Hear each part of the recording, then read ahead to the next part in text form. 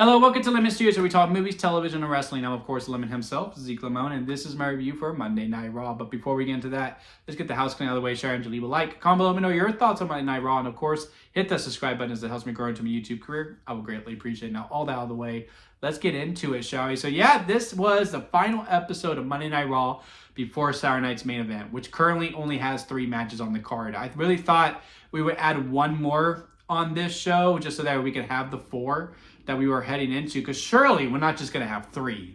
I thought we would run an angle or something on there, but nope. Right now we stay at the 3 matches. The only Raw match for Saturday night's main event is our women's tag team title match between Rhea and Rio. The tag team is Rhea Ripley and Io Sky versus the Judgment Day, Liv Morgan and Roxanne Perez. And, they had their moment here where, okay, Rhea and Io come out to do a promo talking about, hey, we're just really happy to be the tag team champions. We're going to take up on all comers. And by the way, while also declaring for the Royal Rumble, which was an ongoing theme throughout all promos, which I really thought was funny because it really felt like, oh yeah, we had all these special shows for the start of the year. We do have the Royal Rumble coming up. We probably should start telling people who are going to be in the Royal Rumble match. Again, I really did find that very, very funny. So they declare for it. I think Liv and Roxanne also declare for it.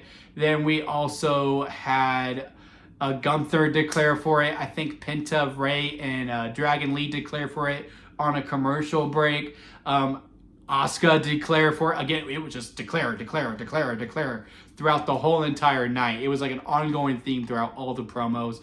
Thought that was very funny. But yeah, they haven't done it. And I guess 2 weeks out, yeah, maybe we should start bringing out those angles throughout, even though this Raw was stacked enough as it was. But yeah, they have their talk about how happy they are. We're declaring for the Rumble. Liv and Roxanne come out. They declare after they had a nice talk backstage, amping everyone up. Raquel's about to be the Women's World Champion. Finn's about to be the World Heavyweight Champion. And Roxy, I used to not like you at all, but now I've come to love you. Let's go win these tag titles. Oh, okay, thank you. Thank you, Liv. So, again, continue to plant the seeds that the Judgment Day is not meant to last a long time. But, they come on out. There's a number of games like, oh, where's Raquel? Oh, because they try to establish, oh, if both of y'all are in the Royal Rumble, how is that going to work out?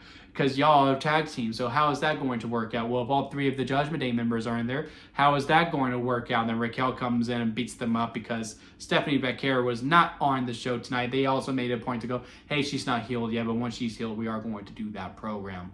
I was kind of hoping we would get to it at the Royal Rumble, so maybe, I guess, Elimination Chamber will be it. But with how much they're stacking up these Monday Night Raws and SmackDowns, maybe we do it on a random show.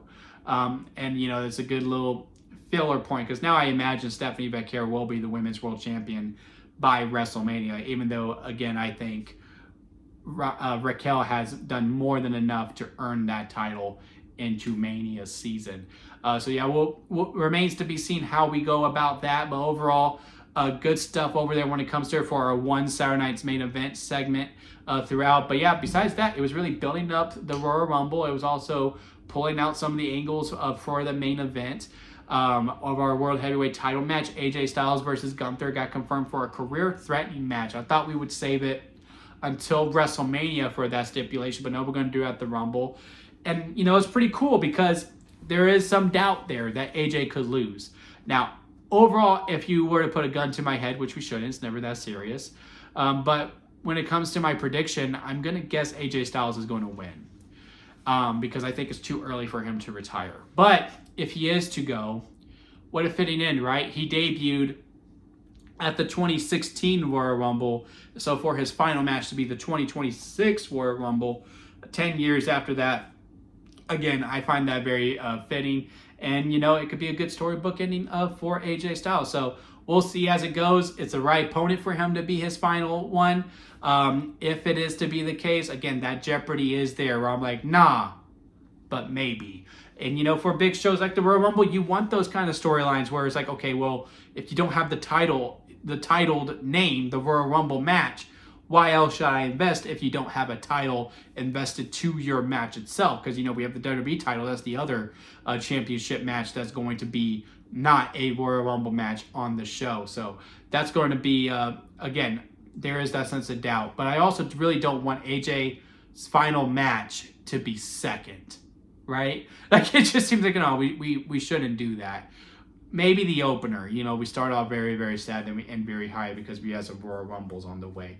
But we will see on that. And then, for the other matches on the show, they were good. I mean, the Javon Evans versus El Grande Americano, dismissed, right? Because Javon got hurt. Luckily, it seems like he's not going to be, he's not as hurt as we thought he was going to be. And I saw some people go like, well, why didn't he push through then? He's weak. Do y'all not understand that if it wasn't for the stoppage, maybe he doesn't, that's probably the reason why he didn't as hurt as we thought he would be, because we did stop the match there. We can protect him to the best of our knowledge. I think they did it the best way that they could. Hey, it seems like he might be concussed. Let's stop this. Let's make sure he makes it to another week. This is someone that we are clearly highly invested in, that we want to build up, to build around the program for sure, because he is so young. So therefore, let's just end this now. This is kind of an afterthought feud anyway to put in let's just make sure our time is safe. Then we have the 6-man tag that was another pretty big angle. With The Vision versus Rey Mysterio, Penta, and Dragon Lee. Very, very fun match, high-speed tempo. Like the whole angle with Paul Heyman and Adam Pearce within it as well. They did very good. I like the whole tidbit of that. The Braun Breaker being looking over, watching over, I guess, or glooming over Adam Pearce is the right word I should be saying. Throughout was pretty good as well, where he's like, nope, you should bring him back. I'm not going to. I already talked above it.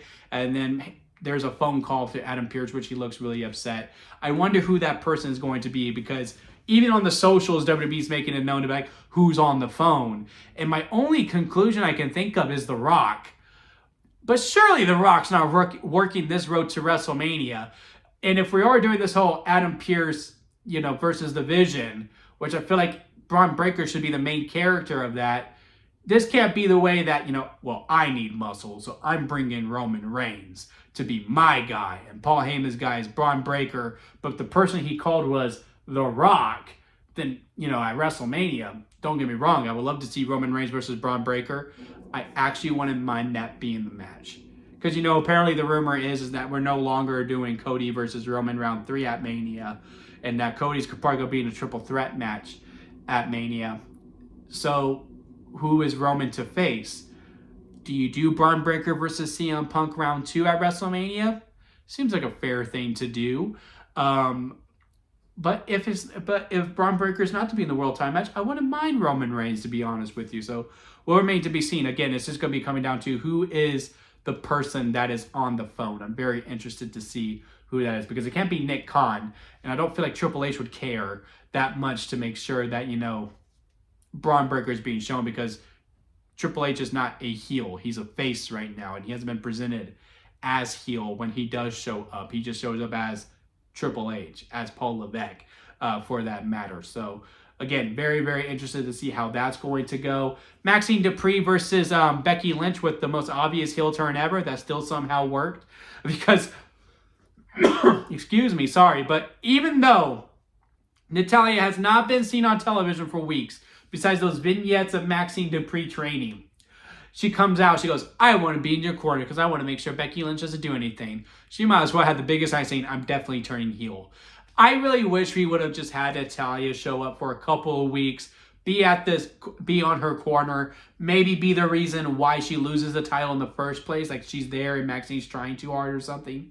And then when we get here, that's when we do the turn for it, because again, it just felt very obvious. Now the crowd still bought into it, and they seem to dig the heel turn overall, because they were booing her quite a bit, especially when she kept attacking her. So overall, it doesn't really matter. But again, me personally, I would have liked a couple more weeks to build that up a little bit, kind of justify why doing one more match between Becky and Maxine, because I honestly wasn't that interested in it. I was kind of tuning in and out, in all honesty, when it came to the match, because again, I've just seen it way too many times. I wanted these ladies to go in their own different directions, but the heel turn of Natalya did bring some invest into the match for me, and I'm curious to see where Maxine and Natalya go now. I think that's a really interesting story to go with. I'm all for it. And especially if we get the Bloodsport Natty as well, which it seemed like the direction that we were going in, and we should have been going that direction a long time ago. And then, of course, our main event, I almost said Rhea Ripley. That would be a fun match, though. Rhea Ripley versus CM Punk. Finn Balor versus CM Punk. Finn Balor coming back to his old theme music. It's great. Love it. Let's keep this momentum going. Let's get the Judgment Day broken up. That's my main thing. But great main event. They had a lot of... They were really technically battling each other, the graps, all the way through. My only gripe when it comes to it is, of course, the false finishes. Again, I get it. Why you do it. CM Punk is a GTS. Finn Balor kicks out is to make the crowd buy into more. Oh my God, he might actually do it, because CM Punk was leaning into the heel roll into it because he knew he was going to get booed. It was like kind of 50-50. I would say more 75-25 towards Balor, but Punk was doing really well leaning into it. Like he would even just stand there and look into the crowd, so there he would make sure he would get the boos. I think him and Balor had very great chemistry for this being their first match ever within each other. But yeah, I get it. False finish, and then Finn Balor had to get his coup de grace in. I just really would like to see finishers mean something again, because now, no matter what, if they hit their finisher on the first time, I no longer buy that's the finish anymore. And I think that's a problem. But besides that, overall good match. CM Punk winning was the right choice. Even though he's only had 2 title defenses. Yeah, only 2. Both matches have felt like a pretty big deal, no matter how long the build has been. Well, I guess 3, because the Jey Uso one, I was really bought into that program. The Gunther program at SummerSlam, I thought was really good as well for the short time that was given to them to build it up. Of course, the Braun Breaker program was really good. And this Finn one, even though we had a week to do it, again, really felt like a big fight feel. And the match was also, every match has been with great quality. So no complaints for me here. Now we're just, again, even though this Raw really felt like damage control and just like, okay, let's get the Saturday Night's main event. Let's get to the Rumble so we can get to where we're really wanting to go. It was still a pretty interesting episode of Monday Night Raw. I think the crowd elevated it a little bit more for me to be more engaged, because the crowd was so great. I mean, that chant they did to Logan Paul when they're like, you're banned from Japan, was really funny. I mean, that crowd was engaged throughout the whole entire show, and that really added to it and made me much more engaged within it throughout the whole entire 2.5 hours. If it wasn't for them, maybe I'm a little more pessimistic to this episode, because again, it did feel like such damage control and just felt like let's get over this week in a lot of ways. But again, overall, I give it a pass. I liked it. If you wanted to watch it, put it on. Again, that main event alone and the 6-man tag are a lot of fun to watch, absolutely. So let me know y'all thoughts on this episode of Raw down in the comment section. Leave a like if you made it this far within a review. I do greatly appreciate it. And hit that subscribe button, as I am trying to grow into my YouTube career. Don't forget to squeeze the days, guys, because life is too short not to give you all. So squeeze every opportunity that you can. And until next time, I'll see you here at Lemon Studios.